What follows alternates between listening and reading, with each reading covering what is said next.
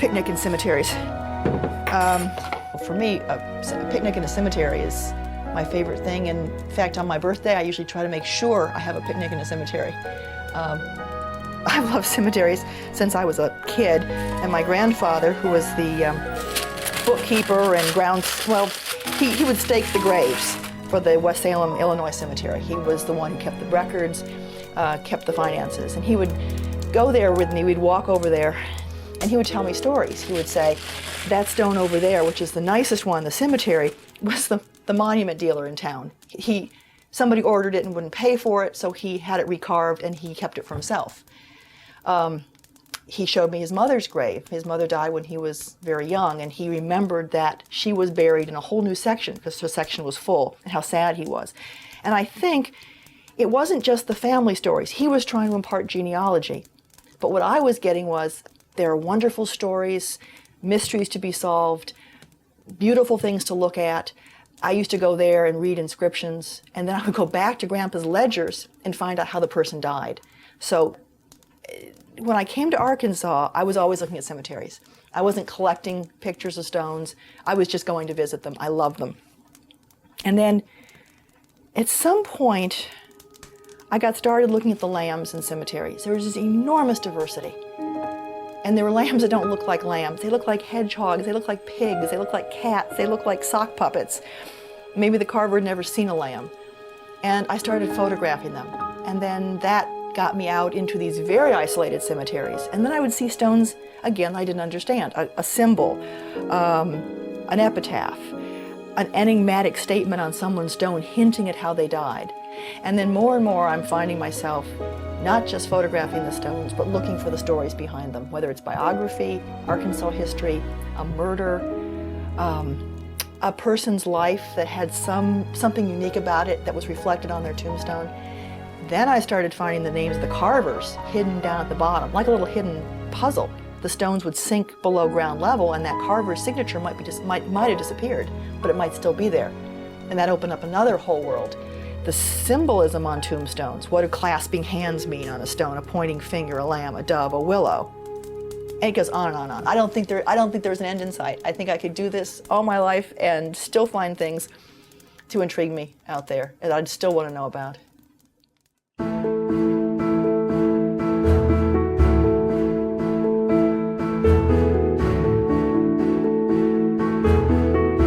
When I get up in the morning, I don't always plan to go to a cemetery. I mean, it's, if the light, I think it depends on if the light's gonna be good that day. If it's gonna be a sunny day, and it's a cemetery I can get to about noon, because then the light will be hitting the stones.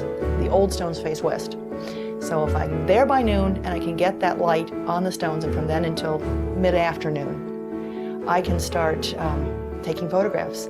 So either I'm going to a cemetery where I've been before, but I didn't get some crucial thing, I missed it the first time, and I think, I want to know what the rest of that epitaph was, or I've been told of a cemetery in an area that I've been before, and someone's giving me directions and said, oh, you missed a good one, you need to go back to such and such, or did you ever see that stone that gave the cause of death?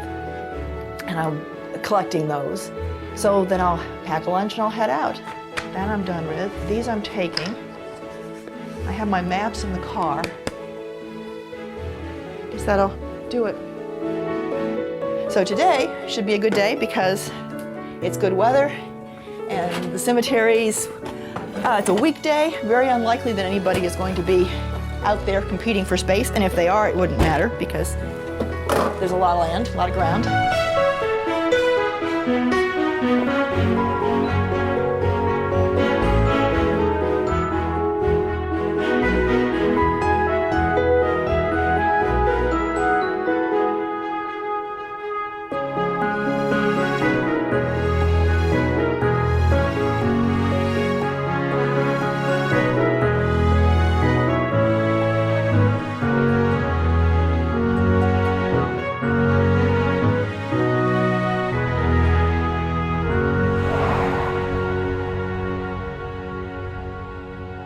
This is the Agee family cemetery, and we're at the town of Hasty, and this graveyard is back through a cow pasture.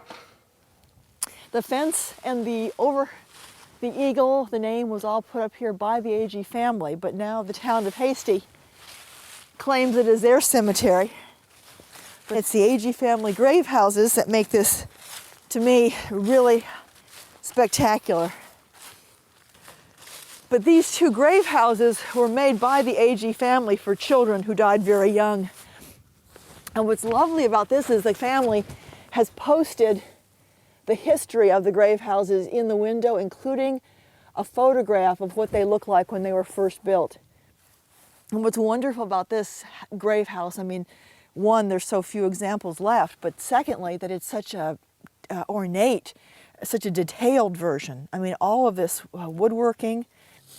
When I first found these and got a hold of the Agee family, I was able to contact members of the family. Frank Agee was the one who gave me this information, and he even sent me pictures of how the family came back every few years to do restoration. You know, obviously this is a brand new roof. This is not the shingle or the shake roof that would have been on here. But he told me that when these pickets would rot out, they would replace them with exact copies. So they were keeping this as close to the original as possible. And the photo on the front, which is a little hard to see, but it does show, and this would have been taken about 1914 or soon after the houses were finished. This is what they look like when they were new. And except for the two-tone paint job, they're really very, very close to the originals.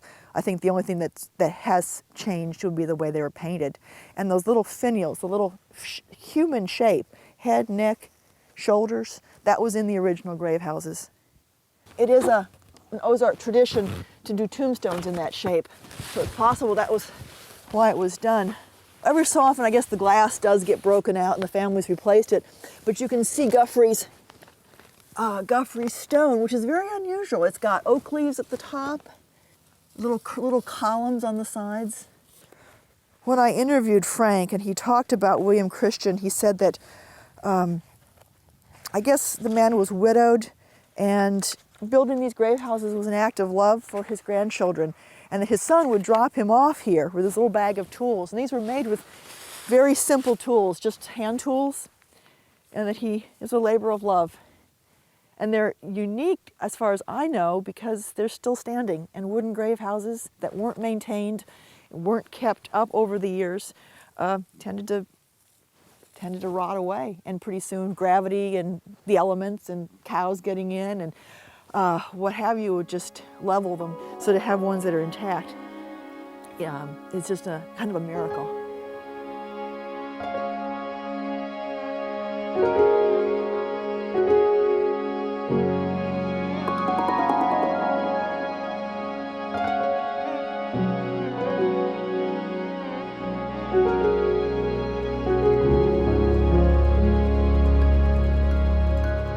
This is the Carver Cemetery. I believe there was a community here, there was a town, I think there was a general store up on the turnoff. I just find it kind of appropriate that the name Carver kind of reminds me of tombstone carving, and what I want to show you is like one of the most amazing pieces of carving I've ever seen, and one of the most amazing pieces of folk art. We're here to see the stone for a man named William Mayberry, and I was extremely blessed to meet a lady named Lois McCutcheon and her daughter Donna Dodson, who told me about this stone because I was looking for tombstone lambs. And they said that Mr. Mayberry carved his own tombstone. And Lois and Donna actually came here with me, and they told me the story of this lamb. Mr. Mayberry was a tombstone carver. Get this out of here so you can see it better. And he carved some of the other stones in the cemetery, although he didn't sign his work as far as I can tell. But he made this lamb for somebody else, and he spent a lot of time on it. And either they couldn't afford it or declined to pay or changed their mind, and he decided to keep it for himself. And Lois said that as a little girl, she remembered seeing this up, I think, on his porch or on his property, and seeing him work on it. He was called Uncle Bill Mayberry. And I believe he must have done his own lettering and maybe his birth date, leaving the death date for somebody else to fill in. The stone was quarried somewhere in these mountains locally. It's got like crystals in it, little bits of crystal. And the story that Lois told me was that some years ago the lamb was vandalized. It was knocked over, and that members of the family restored it. So my guess is these little metal ears, these little, almost like little spoons, may have been added by the family, believing, you know, that perhaps the lamb had stone ears that got knocked off. And he's got marbles, black marbles for eyes. And again, they may have been added when he was restored, or Mr. Mayberry may have put them on himself. It's got a little backdrop, a little support carved around the side. It's almost life size. I mean, I guess it is life size. A lamb could be this size. It's got little cloven hooves. The legs are bent back, and then this, you know, these wonderful ears that were inserted. And they may have been original. I don't know. But of all the lambs I've photographed, and I've been in hundreds of cemeteries now, this is a one of a kind, and it is because of the story and because of Lois talking about her memory of Mr. Mayberry, makes it all that much more special.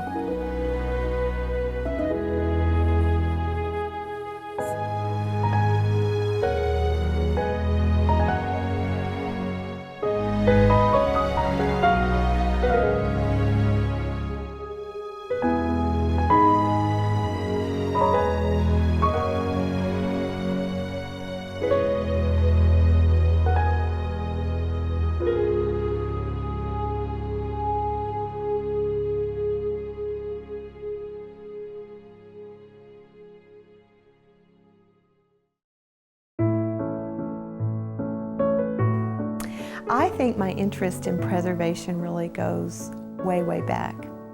My grandmother was a history teacher, and family was extremely important to her.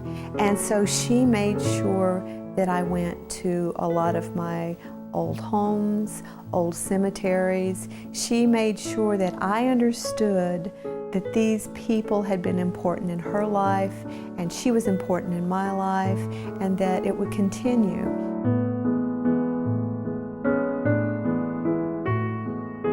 My husband Wendell and I were living in New York City in 1991, and he began to work as the head conservator for a fine arts conservation company.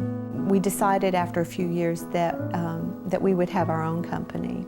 A few years after that, we decided we would move back to Arkansas. We came back and found the people of Arkansas very receptive to this whole conservation and preservation idea.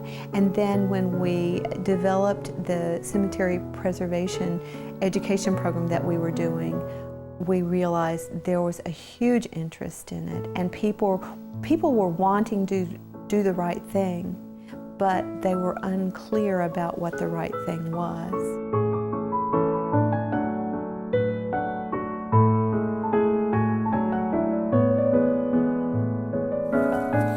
About 20 years ago, I was doing restoration work on stone buildings and fireplaces and things like that. And I was always interested in tombstones then, just for the history involved in them. Where is it now? Oh, here it is. People used to do a lot of rubbings to be able to tell what stone said. Right here is a good example. Somebody used sandpaper to see what this inscription said. They were fortunately pretty light-handed about it. They didn't scratch the stone up real bad. But you find a lot of them that people have actually spent so much time trying to clean them off that they've wiped out a lot of the inscription. And of course, with proper cleaning, this would all come back and be nicely visible again. It would preserve it. In 2002, we found Micah Balcom. We've sent him for training in specifically monument conservation and the conservation products that should be used on monuments, and he's a great source of information. He has loved stone and arrowheads. He knows more about those things than anyone I know, and he's really applied all of his knowledge to this, so it was the perfect fit for the stone conservation part of our company. We've let our cleaners sit for a few minutes now. Let's just go ahead and give it a good initial rinse and see what we've done here. These little hand sprayers are indispensable for this kind of work. They provide a little bit of pressure, but not too much. Cleaning is something that everyone can do.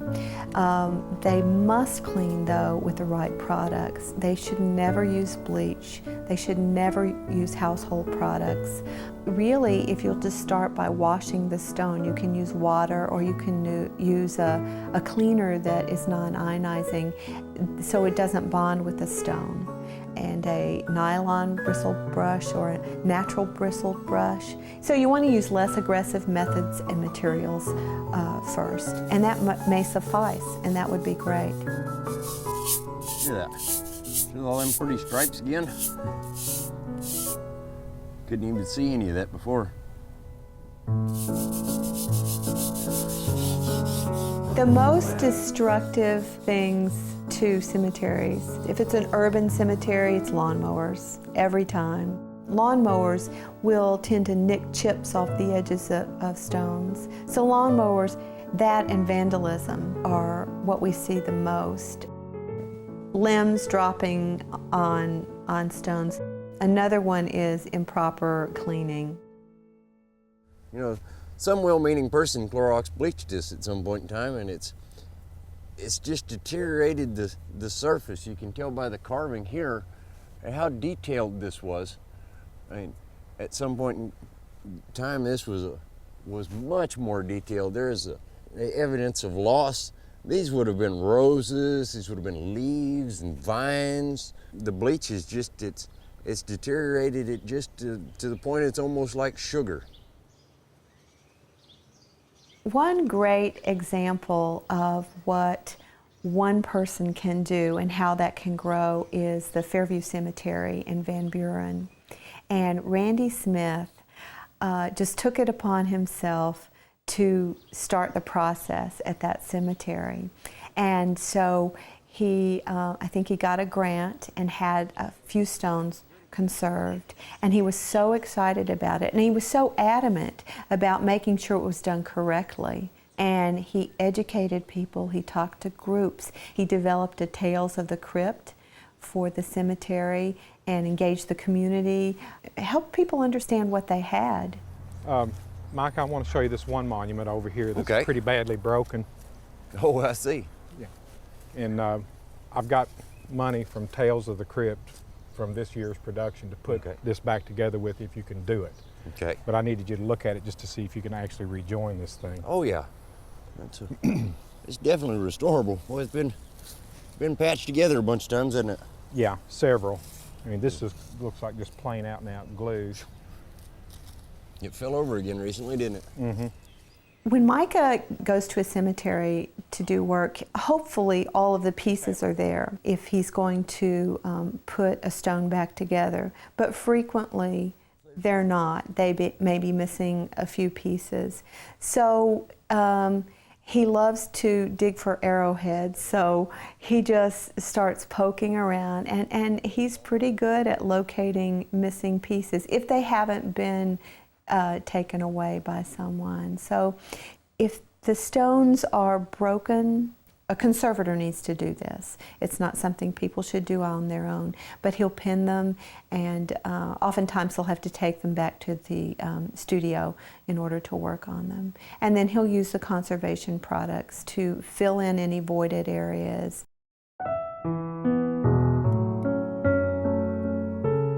Just a past failed repair. And then you can tell they weren't careful when they glued this together and they got their glue all over it. On these details, it can be very difficult to get these back out. The easiest way to do it is kind of a rolling motion with an X-Acto knife. You never want to push hard against it, you just want to kind of roll. That way you're lifting it more than cutting it off. You always want to work from the outside of the detail in. Very slow and very careful.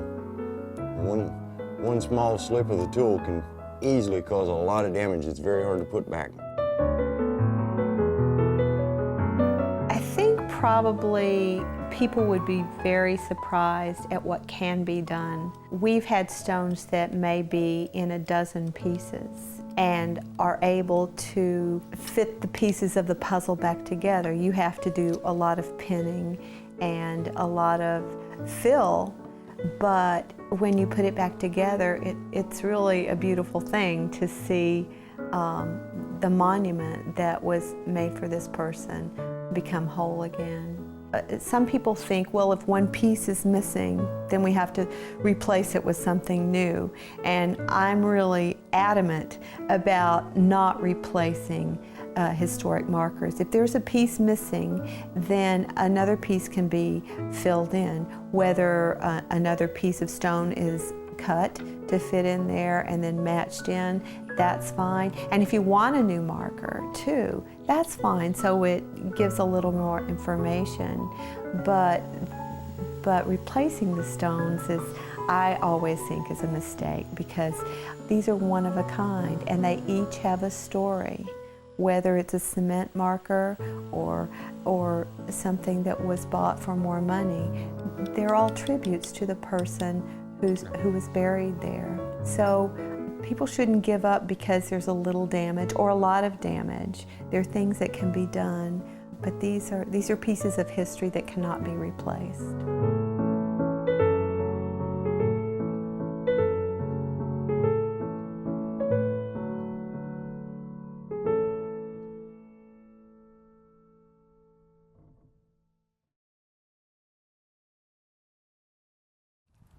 I love this cemetery, and I love this stone. This is Alva Greer, and Alva lost his arm in a sawmill accident, and 13 years later he was buried next to his arm. So this is the stone for Alva's arm, and that's known because it says Alva's arm amputated November 3rd, 1882, and Alva didn't die until 1893, and he's been reunited with his limb. And I suppose that was important because of the belief in the body's resurrection. So you'd want to have all your parts close at hand when the time comes. What I'm also fascinated by with Alva is how many hands there are in this family plot. Clasping hands, pointing fingers.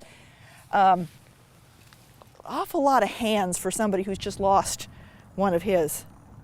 But in any event, this was supposed to be a sawmill accident, and I'm grateful to the women who read this cemetery, because they're the ones that noticed the writing on the back of the stone and who recorded that when they put everything down, every word on these stones, they included that. I want to walk over, I'm going to check out this one because it's got a long epitaph on it. I just noticed it when I was reading stones a little earlier. Thou art gone to the grave, we no longer behold thee, nor tread the rough paths of the world by thy side. But the wide arms of mercy are spread to enfold thee, and sinners may die since the sinless has died. And what's wonderful about that epitaph is that that was written by Reginald Heber, who was the Anglican Bishop of Calcutta, India, in the 1700s. And Bishop Heber wrote that poem to his child, his little boy who died when I think he was about 3 years old. And Bishop Heber, there's more verses to that.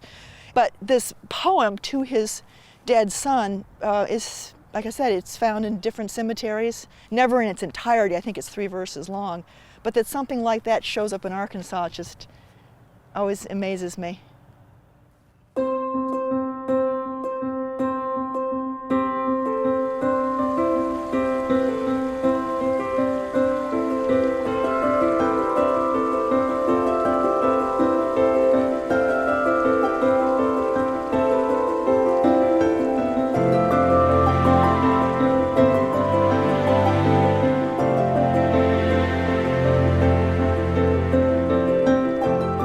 Both of my parents are biographers, and from the time I can remember, dinner table conversation revolved around who could get the conversational ball and describe what research or what breakthroughs had been made or what discoveries. And my mother would say, oh, I came across this letter, or my father would say, well, I tracked down this, I worked on this footnote, or I answered some question.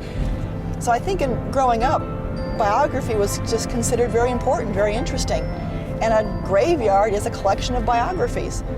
They're small ones, and they may require a lot more research, but probably for me the number one thing that interests me in a cemetery is the the sense that you're walking into an area filled with stories, and if you can just extract them.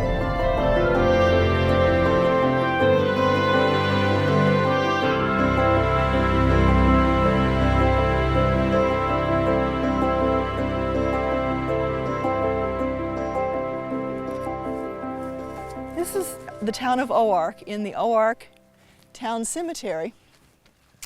And I was told about this primarily for the grave house. But then every time I come here, I find more stones, more carvings. The light will be just right on one. There'll be something that I see that I missed. This is Sarah Helen Patterson, and she was married to a man named Dickerson, but they didn't put that on her stone, obviously. And she had a child, so the bye-bye baby is her own child. She was either 15 or 16 when she got married. She died when she was 18, and she'd been married for 3 years. But her husband, a young farmer, living near here, shot his wife to death, after which he turned the weapon on himself, dying a few hours afterward. The couple had been married some 3 years and were the parents of one child, but their brief period of married life ended in a disagreement a few weeks ago, after which the husband left for Oklahoma and the wife returned to her parents. Dickerson returned from Oklahoma last Friday, however, and inquired for his wife, and on being told that she was at the schoolhouse, set out to meet her. He met his wife a short distance from the village of Ozark, where the tragedy occurred. So, her stone has murdered, not killed, but murdered. And some books on cemetery iconography talk about how the clasping hand is a symbol of one spouse saying goodbye to another. Well, considering that one spouse killed the other, putting clasping hands on would be kind of inappropriate. Although I think that clasping hands just in the Ozarks got used as a universal symbol for death. Look at this. There'd be the female cuff, given that the gathering, the cuff, is like a woman's garment, and this would be more of a man's hand, the active hand. It's got a cuff button, more of a man's cuff. And yet, it's in memory of James Dickerson, so it's a man's burial. So the business of this being the dead hand and this being the living saying goodbye to the dead, in this case wouldn't make any sense. I mean, unless the stone was already carved this way, the family picked it out, they liked it. But I really like the epitaph. I don't think I've seen that before. And whoever did this edging, I mean, a lot of work in that stone, all that inscribing. The stones that are limestone, white marble, eventually will be eaten away if pollution, acid rain gets to them. They'll start to get blurry, and eventually you won't be able to read them. But we are so lucky in the Ozarks that we've had little pollution, and stones are in amazingly good shape. When I go back to Illinois, to my grandparents' town, stones that are newer than these are illegible. They're white marble. They're just like someone poured acid over them. And this cemetery has got not just the beautiful folk art carvings in great preservation, it's got a wide range of things to look at, whether it's a stone that says murdered on it, or it's a grave house, or it's an interesting epitaph. And there's a really good collection of epitaphs, different types of poems in this cemetery. It's just a wonderful collection, all in one spot. Oh, this one I love. A place for my name in God's album, a place for my love in his heart, a place for us all in heaven, dear children, where we never, no, never part. A place for my name in God's album. It's like, kind of like the autograph albums. God has one, and your name should be there. It just sort of personalizes God. And he has possessions.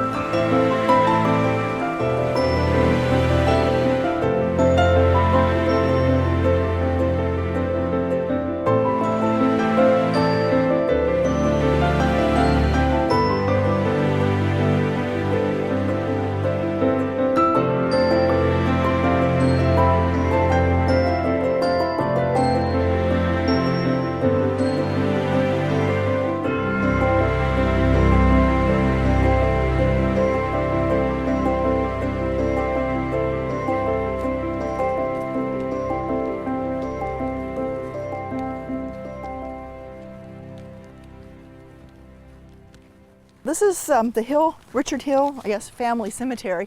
And Denny Hill was a little girl whose father was very well off, had a lot of land, had servants, had farmhands. And she was lured away from the home by two farmhands who killed her and hid her body in the river, I guess. And the purpose was so the family would go looking for her, and while they were searching, the two men could rob the house. And this is her stone, and it tells the whole story. It says, Denny C. Lee Hill, born January 29th, 1868. And then in big letters in a banner, died November 9th, 1871. And then it tells the story, names her murderers, and it tells why they did it. And it's Bill Chenoweth and Joe Forbush murdered this lovely child and hid her in the creek to get the family out to look so they might rob and steal. And there's a newspaper account, and it was in the Fort Smith newspaper, December 1st, 1871. So she was killed on November 19th. December 1st, they had a story. And according to the newspaper account, the two men, they were taken away under guard. They were taken to jail at Ozark. And en route, one of them, Farbush, made a full confession of the deed. And at that point, sometime after he confessed to what the two had done, they both tried to escape. And in fleeing, they were shot and both killed. So her father got his revenge, in a sense. I mean, he might have wanted to see these men hanged. It would have been a public hanging. It would have been where everybody would see that justice was done. So possibly he didn't feel that justice was done. But in any event, he put the names of both men on his daughter's tombstone, and he told why they did it, so they could rob the house. And they killed his 4-year-old daughter. This is a really nice stone, and it's signed by the carver down here at the bottom. And I think it's Farley. Anyway, it says by, and there's a name on the bottom of the stone. So this is Denny Hill. It's the only stone I know of that names the murderer and a motive. I know of one or two other stones that say he was killed by or she was killed by, but that it gives the motive for why they did it. It's unusual, and it's beautiful, and it's tragic, and there's a newspaper story telling what happened is also kind of unusual that far back that newspaper is still in existence.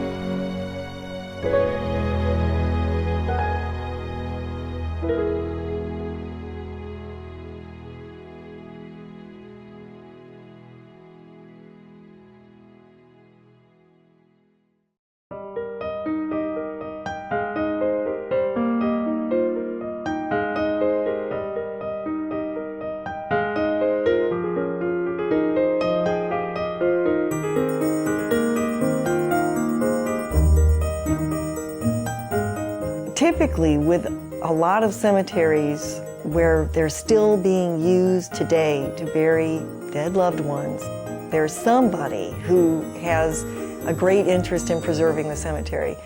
Or sometimes it's a group of people. And in the case of the Scott Cemetery, Miss Faith Hill is sort of like the main preservationist for that cemetery. She's the one who's written a lot of grants and done a lot of phone calling and instigated a lot of people to help clean the cemetery up. And Faith is the person that contacted me for help about the cemetery. And she wanted me to do what we did for Judd Hill, which was to map and then remotely sense the cemetery so that we could answer the question of how many graves might be in the cemetery that were not represented by headstones. There's rumors that this cemetery is close to being full, but you wouldn't ever suspect that visiting here because there's not very many headstones. So the remote sensing maps will be really critical for determining if there's still space somewhere out here that somebody's living relatives could be buried in. That's just one of many reasons why we even bother doing this.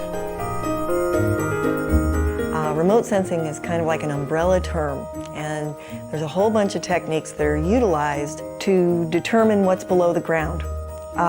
One of those techniques is called gradiometry. Another one is called magnetometry. Another one is resistivity. Ground penetrating radar is another. So there's this whole battery of techniques.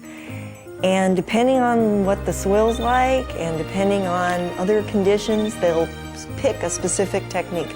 Together, they can provide sometimes a really, really clear picture. Sometimes the remote sensing specialist will use 2 or 3 techniques and overlay maps, one on top of the other. Ultimately, Michael processed this to get the maximum number of grave signatures. So he'll be looking up and down through this, the column of earth for all 9 of the grids we'll collect. He'll make a map of all of the graves he sees, and we'll do the similar thing with the resistivity and the other 3 technologies, and then we'll compare those and combine them so that we have all of the graves that any of the technologies have detected. And then we'll use the map that Mike will be making with the total station, and Julie and the other folks working out here. We'll be able to lay onto that the location of the gravestones, the trees, the road, the rice field, and those sorts of things as reference, and also to help inform us what we might be seeing. For example, we not only have graves that don't have a stone, we also occasionally have a stone that doesn't have a grave. What we've noticed is sometimes the graves are somewhat offset from the stone if they've come in later to put a stone there and didn't know precisely where the grave was. So this will be useful to the people that we're helping out here. Remote sensing's revolutionized the way that we do our field work, and it's revolutionized the way that we approach problems. In today's world of archaeology, we don't just excavate, we excavate because we have some question we're trying to answer, and we think that by digging a hole and ground truthing whatever the gradiometer or the magnetometer has shown us is going to be able to give us the kind of information that we can use to address that particular question or set of questions. And so we can begin answering those questions in a little bit finer grained way by using the remote sensing. The red flags that you see here are unmarked graves that the local families and friends of these people have marked.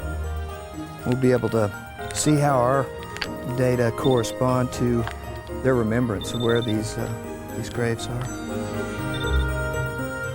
You don't have to have some fancy instrument to be able to do this. That's what I'm trying to teach people who come to me and ask me, can you come map it with your fancy instrument? You don't have to do that. If it's a small cemetery like we did at Tulot, you can just map it yourself. It takes, a day or 2 days or sometimes a little longer, but what I've done with some cemeteries is just given a number to every single headstone and then every single depression, and then made a key so that we could put those or give them to people who have relatives in the cemetery so that when they go, they can find the headstone. You can put them on the internet. You can scan a map like that and have it there so that somebody can say, oh, okay, that's where so-and-so is buried. So having a map is just an essential tool for not just preservation, but also for planning purposes and for future use of the cemetery. But it's ironic that so many people that were born here have requested to return here. They want to be buried here. For burial. It just has a lot of history. Sure. For a lot of people. Absolutely. People from St. Louis wanted to come back here to be buried. My father wanted to come back, and my mom, of course, when he passed, she went on and got her, got a double stone because she was definitely coming back. So these people here, all these people are in St. Louis. The West family. It's just, this is a good place to live. Yeah. I like doing those kind of projects because I know I'm helping somebody. A lot of the archaeology that I do doesn't necessarily directly help some person. And so it's very gratifying for me to know that, yeah, I can do all this stuff, working with collections that are maybe 10 to 12,000 years old, and those people are long gone, and that's wonderful, and I can learn about that culture. But when I do the cemetery work, I'm actually in the present, and I'm helping the people that are there right then, right now, who need it. Okay, but see, and what they did was at one time this all fit up here, and there was more marbles. See, the marbles went here. They have a sense of closure when they see that picture of all of the anomalies, which we interpret as graves. They see how many people are supposed to be buried there. They know from obituaries, perhaps, and from funeral home records and other records who's supposed to be buried there. And if we can kind of get close to that match and find the people that are missing headstones, I think it's a good feeling, because then they know. And especially if they're still going to use that cemetery to bury their relatives who die, they don't want to dig into someone else's grave, and so that's a really good thing. It's a great planning tool. And also, these cemeteries, they're very special sort of focal points in the communities, and they serve sometimes as a thread to bring all these people together. You know, you may go off and find your fortune, have a lot of jobs, go around the country, whatever, but most people tend to come back to where they're from. And that's the case here in Northeast Arkansas. A lot of people tend to come back to these places where, there's connection to the past. And the cemetery is a focal point for that. It's where their relatives are buried and where there's a lot of memories, and oftentimes they celebrate that.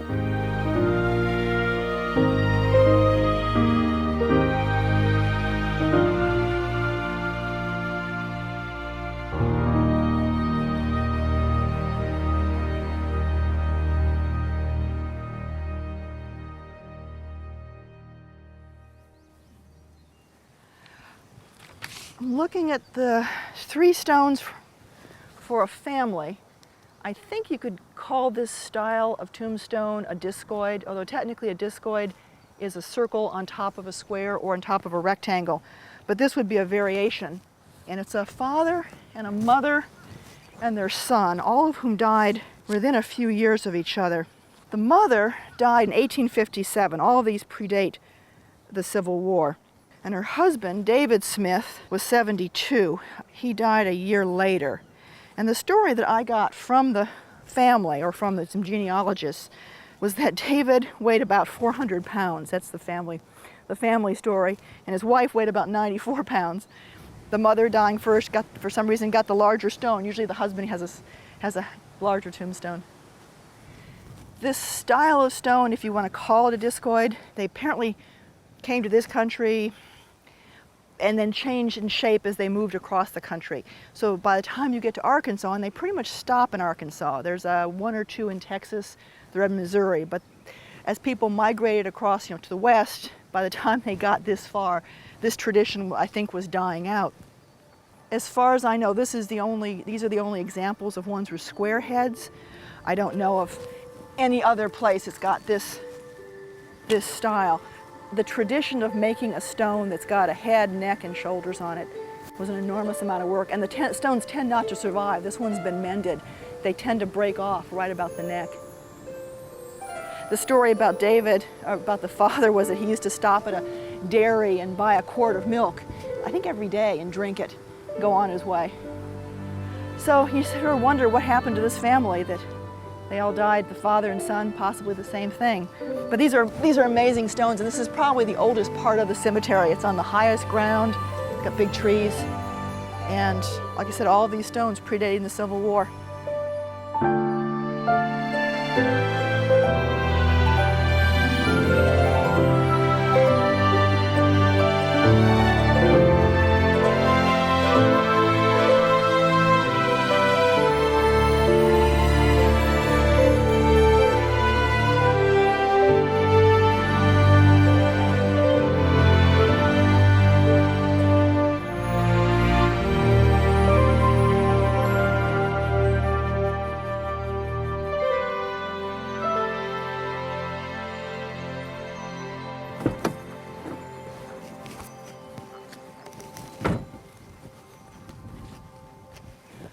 This is Canaan Cemetery, and it was founded by the Parks family, who came, or at least the heads of household, came to Searcy from Tennessee, and by 1850 they're on the census.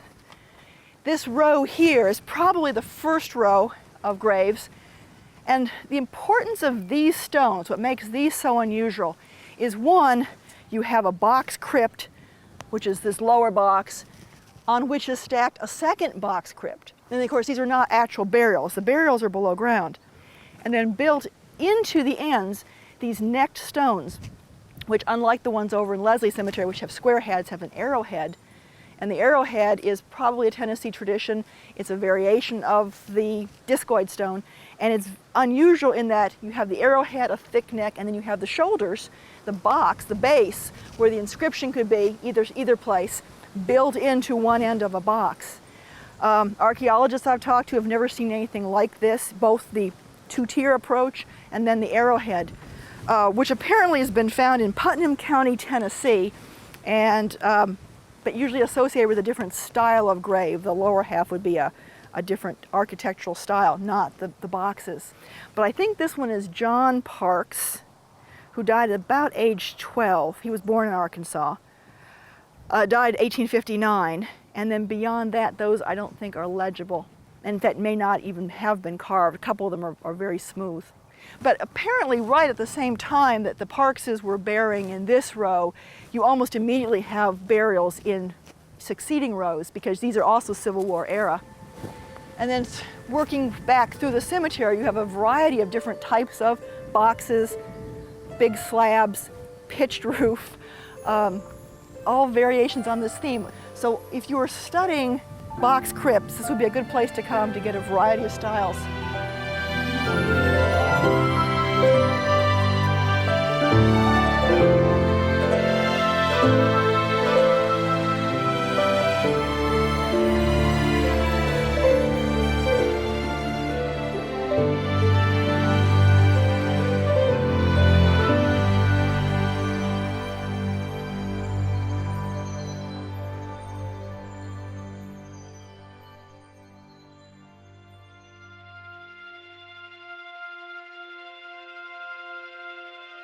In Arkansas, there's sort of several tiers of problems in dealing with historic cemeteries.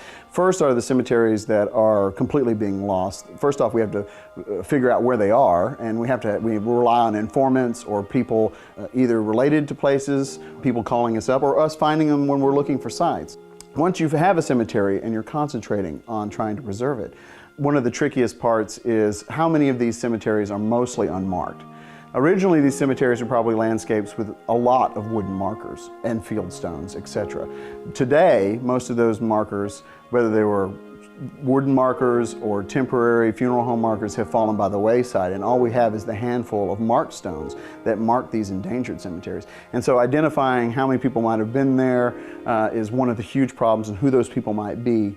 That can be really challenging. For that, we completely rely on community and oral history.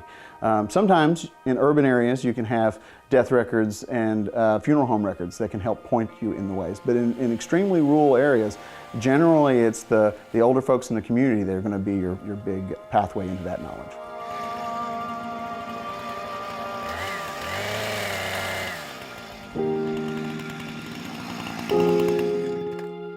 Well, when I got back here, this place looked terrible, and compared to what it were like when we were growing up as kids, our parents and grandparents used to bring us all up here at least once a year with the shovels and the forks and the rakes and everything, and we would get out and clean around basically every headstone out here and keep it looking clean in May. Well, when I came back 25 years later, it was in very bad condition. So I just took it upon myself, long before anyone had ever thought about starting an association to help. So it's been a personal project of mine for this 12 years.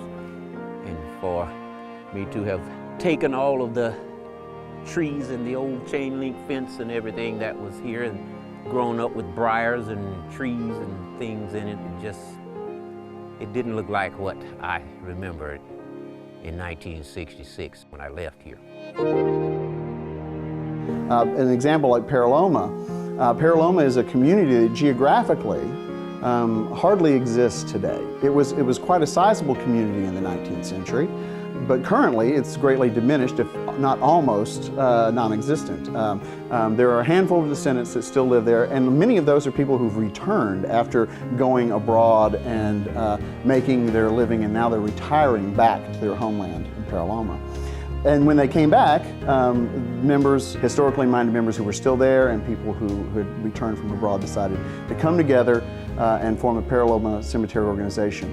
And the cemetery, when it began, was very much an overgrown, not very well tended cemetery. And through a series of preservation grants and community involvement and just getting together and doing labor once or twice a year, they have really changed the cemetery to what you see today. A very well-kept cemetery that is rapidly gaining all the amenities, being fenced off, having stones reset, things like that. I want you guys to be proud of yourselves because it's based on a 5-year strategic plan, and we are actually probably only 2 years into it, and we're way ahead of where we thought we would be. So we should be through and doing well probably in another year. So far you guys are hanging in there with us and we're doing great. The first thing that all of our communities do that work with us, and Paraloma is certainly a great example of this, is they form a cemetery preservation society. So there is an organization with presidents and officers and all these responsibilities and keeping the books and all that. And it's become a sort of nexus of a lot of community building, I think. They have a series of homecomings in which everybody related to those people in other communities come down. They hold those a couple times a year, and they have group cleanup days. They get together and do labor like putting up and welding that fence and painting the fence around Paraloma Cemetery. It's become an avenue from which they've done other historic preservation issues besides the cemetery. They've done an extensive oral history of the community, which is very impressive. These are things that don't exist in any archive, that we're only going to get if somebody sits down in these communities and puts them together. And that's what Paraloma Cemetery Association has been doing. We saw a need in the community that we needed to come back home and continue to maintain the cemetery. And this is the way that we research and document our community. We found in doing a research project that we not only needed to come out and preserve the cemetery, but we had to tell the history of Paraloma, Arkansas. The history is very important because we're using this history to continue a legacy of which our foreparents gave to us. And right now, people in the United States are having problems in knowing who their family members are. But we're blessed in Paraloma because we still share this information, and all the documentation makes it possible for future generations. The Cemetery Association has attempted to identify areas. We have marked off areas, done the survey on the cemetery to determine where indentions are in order not to infringe upon anybody's graves when we're burying new burials. But we are taking pride in a lot of time and effort to define where these indentions are so that we can at least mark them. Some of the headstones have fallen, and we are thus using our fundings to help us to restore some of the headstones. And also, we started a project this last year, and the Paraloma Cemetery Association decided that we needed to mark unmarked graves. So we then contacted other homecoming members and asked them if they would be willing to purchase headstones and markers for their loved one. So that's the result. We're now waiting to place those on the location, the right locations. So Paraloma, as you see it today, you'll see a very nicely kept, a very well-preserved cemetery with a very active community that is spending a lot of time keeping the cemetery in its good form. But there are hundreds, if not thousands, of Southwest Arkansas cemeteries that are completely neglected, and there is not the community that can come behind it. The community is so dispersed, so long gone, that there isn't a community that can come forth and sort of support it. Oak Grove Cemetery is just one of hundreds of cemeteries I have in my Southwest Arkansas region that are like this. There once were vibrant communities. But now the community has dispersed, gone away, moved to places like Little Rock, Chicago. Here we go. This is the grave of Polly Henry, who died in 1929. This is probably more mid-range for this community cemetery. My guess would be it was founded sometime in the 1880s after emancipation, when the tenant farming system began to sort of form up here in South Arkansas. She's fenced off here. She's one of the best marked graves in Oak Grove Cemetery. She had these cedar markers first a cedar fence, and then later on this wire fence.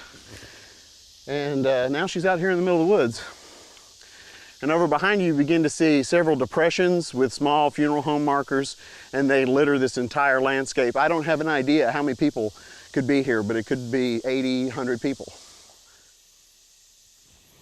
Maybe not to this extreme, but in this vein is what Paraloma Cemetery looked like before they've gone through the grant cleaning up and clearing out their cemetery. Oak Grove is just one clear cut away from being non-existent. As you can see, only a handful of stones. Most of these markers, if you came in here and with heavy equipment and clear-cutted this for the pine, like you see standing behind me, there wouldn't really be anything left of this cemetery. And so one of the things we really want to do is get in here and mark these cemeteries, get them on our site files. So even if the stones go away, I've documented them as they are now, and I have it on a map so we know that there are people interred here and that we don't disturb their graves with other public projects.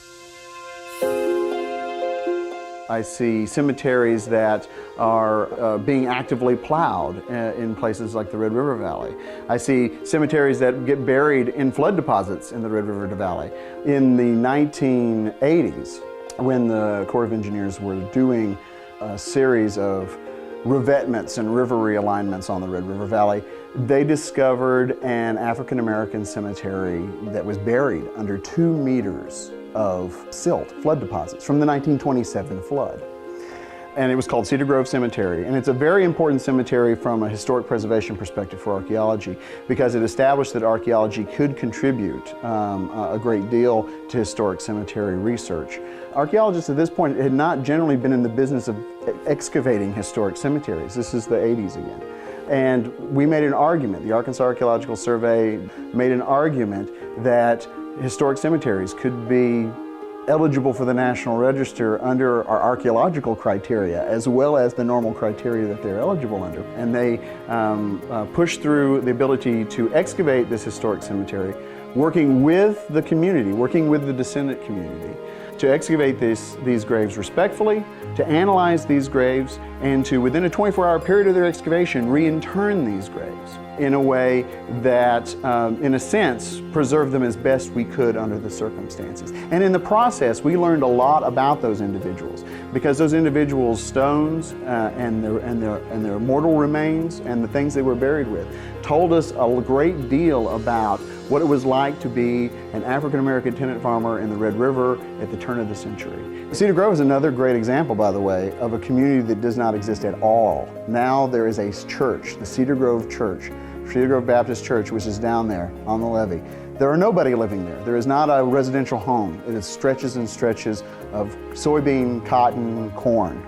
But every Sunday, people from Shreveport, from Fulton, from Louisville, from Texarkana, come together down there at Cedar Grove. So even though the community is gone, the church is still there, and the community still gets called together, and they care about their cemetery's preservation.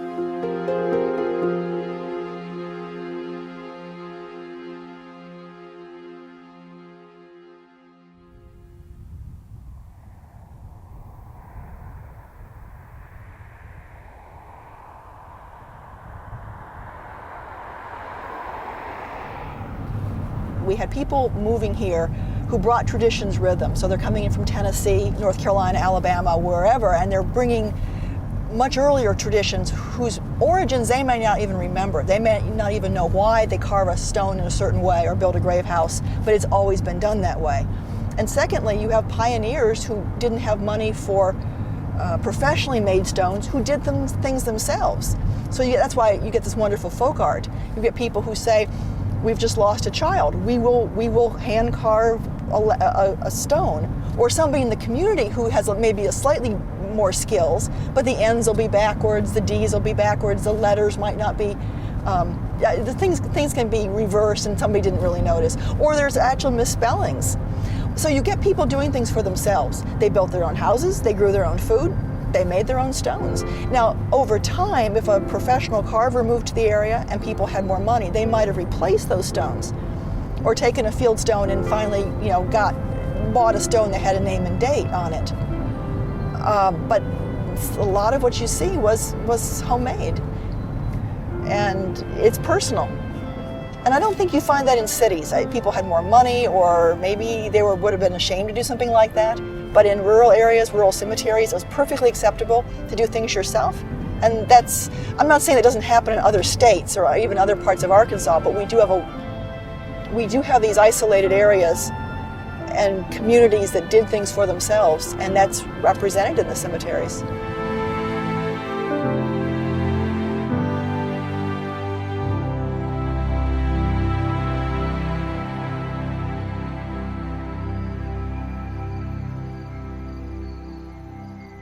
Well, this is Cherry Grove Cemetery.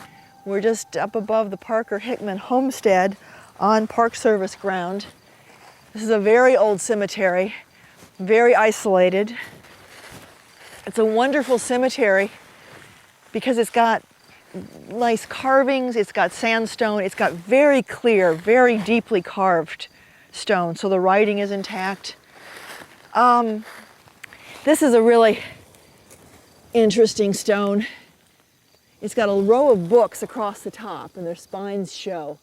I can't read them this time. I have read them. It says Holy Book, Holy Bible, New Testament, I think is one.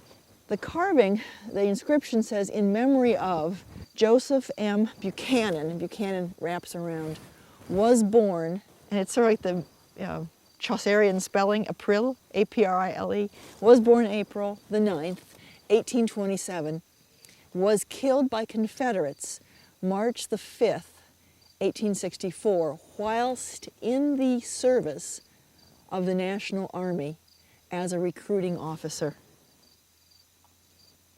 It tells a story. You'd sure like to know more about what happened to Joseph Buchanan. Get a picture. What always seems special about this cemetery to me is its isolation. The fact that these stones could have been vandalized, or someone could have let their cows in or their hogs and let them, be kicked over. But they were protected. It may have been for family originally. There's just more than one last name buried here. In a way, it's like stepping back in time. These trees wouldn't have been as big, obviously, when people started burying here, or maybe there would have been big trees before it was all, the timber was cut.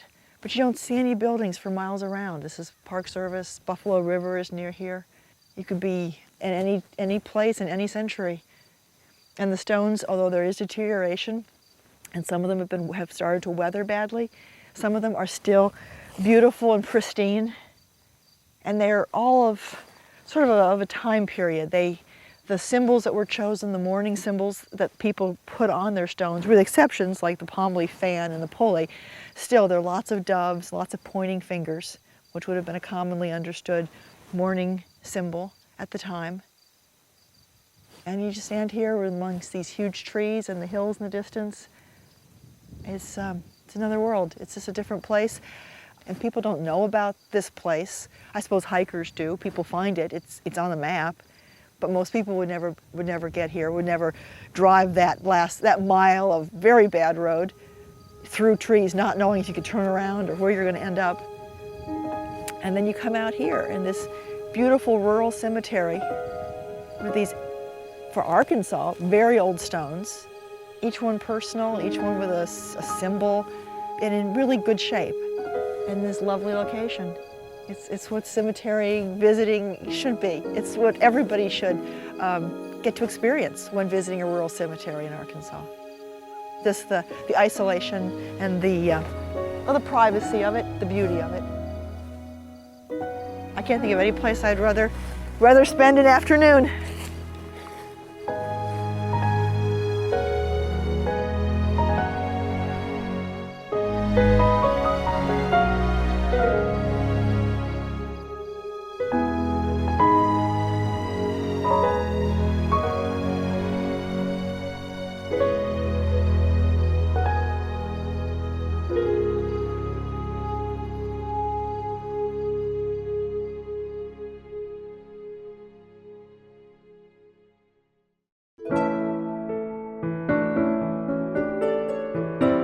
My name is Miss Tamela, or you can call me. All right, and this is Miss Carla, and we work with an organization called PAC, which is, can you read around the circle for me? Back in November of 2008, I received a phone call from a college friend of mine, Deidre Douglas Williams. And Deidre is familiar with the work that my organization has done with cemetery preservation. So she said, Tamela, I am the facilitator at the East Lab at Martin Luther King Elementary. What do you want my students to do for you? Now, the East Lab is an educational model for youth to provide them the resources and technology to serve the community. So when I found out that they have technology and that they serve the community, I thought, this is wonderful. We have a wonderful opportunity that has presented itself. So our organization came into Martin Luther King Elementary, and we conducted a couple of workshops for the children to discuss cemetery preservation, along with the importance of documenting history of those interred. And the descendants of people buried in the cemetery went out, just like you're gonna do, go out and get the information off of the headstones. They cleaned it up. They got pictures of the deceased and information about the deceased and where that person is buried. And if they had not done that, we wouldn't know anything about Bold Pilgrim. So that's why it's important to preserve our legacy and to preserve our cemeteries. Hey guys, the kids are on their way from the schools. And what we're gonna do, we've already talked to them very briefly. When they get off the bus, there's about 60 kids. And we're gonna allow them to kind of run around for about 10 or 15 minutes and find a headstone of an individual that they want to research. We set up a field trip for those kids, and this field trip was designed for them to select an individual that was buried in the cemetery to do research on. You know, there's so many people that had contributed to our communities, so much history. So we wanted the kids to get a sense of who these individuals are, the importance that they had in the community, and we wanted them to do research and stories on the individuals. Okay, listen up. Be careful of where you step, because if you fall in a hole, we're gonna leave you in it, okay? All right, you're gonna have a long time to get to know the folks. Take a moment, kind of look back that way, look at the cemetery, and then we're gonna let you go so you can select the person that you want to do, okay? We really anticipated that a lot of them thought there was going to be a lot of superstition, that they would be hesitant about going to the cemetery. But I think our presentation began with a historical significance of cemeteries. So it pretty much took the fear factor out. Once we got to the cemetery, the kids were really eager, they were really excited. They all had a different reason for selecting the stone that they selected. Some wanted to find somebody with a birth date the same as theirs. Some looked for people who had the same last name as theirs. Some even actually looked for relatives that they knew were buried in the cemetery. So they all had different reasons. And then there were some that just kind of moved around and just wanted to let the spirits guide them. A-M-O-N-K. And Reverend. We had members of the PAC organization and teachers out to assist the kids. We took pictures of them with the stones that they selected, and we then wrote down the information from the headstone. So after that, it was up to the children to use the internet and what other genealogical resources that we had provided for them to document those individuals interred. We were dealing with 3rd, 4th, and 5th graders at Martin Luther King Elementary. And even though we conducted several workshops and had many students, there was one young man by the name of Randall Jackson. And when I looked at Randall, I thought, this kid he just had a knowing about him, about the cemetery, the whole aspect. He kind of reminded me of me, of course. But I mentioned Randall not only because of the aura that was around him, but because once he got to the cemetery, the grave that he selected was George and Maddie Hines. relatives of our vice president of the PAC organization, and of course Randall had no knowledge of this. And you were standing by that, I got goosebumps. I was hoping that somebody would pick my great-grandfather, but I had no idea that you would do it. So I mean, I had these. You know, when you have children that have an ability or have a knowledge, you really need to focus on them, because these are the ones that you can build the organization on. Randall and the individuals like him are the ones that will put our stake in continuing the organization, continuing the work of cemetery preservation, and continuing the hope that this information will be passed down from generation to generation. That's why cemetery work is important. We can take the information that we find in the cemetery, just like you found Mr. George Lehman, and then we can connect the dots when we go to the census and we use cemetery records. There's two ways of doing genealogy. You can do research and document, or you can actually learn the family history by listening and talking to individuals, searching through photographs, putting a picture with a person and the lives that they lived. Once you learn your family history and you document it, I mean, you may provide that information in oral histories, you may provide it in pictorial histories, you may provide it in a written documentation, but you do have it, and you have it where you can share it with the rest of the world. There is a need, a serious need in this day and time for cemetery preservation. When those cemeteries are gone, the history of that community is gone. And it is up to you and I to play an active role in forming cemetery associations, connecting with your historical societies, even if it's just you. It only takes you to get involved, but the work to be done is needed, and it's up to you. Every town has cemeteries, every country church has a cemetery, and oftentimes if something is very familiar to you, you don't really recognize the historical significance of it. But if you think about it, every single marker is unique. You know, everyone has a different name on it, different dates on it. They are historical markers. So we can't really dishonor our heritage by letting them go. So you have to preserve them, no matter how simple or how elaborate they are. They represent a footprint that has gone through this place. I guess part of the reason why I do this is so that somebody's able to go back and say, okay, you know, my aunt is buried here, and this is when she was born, this is when she died, and you know, that headstone is it's a mnemonic device for that person.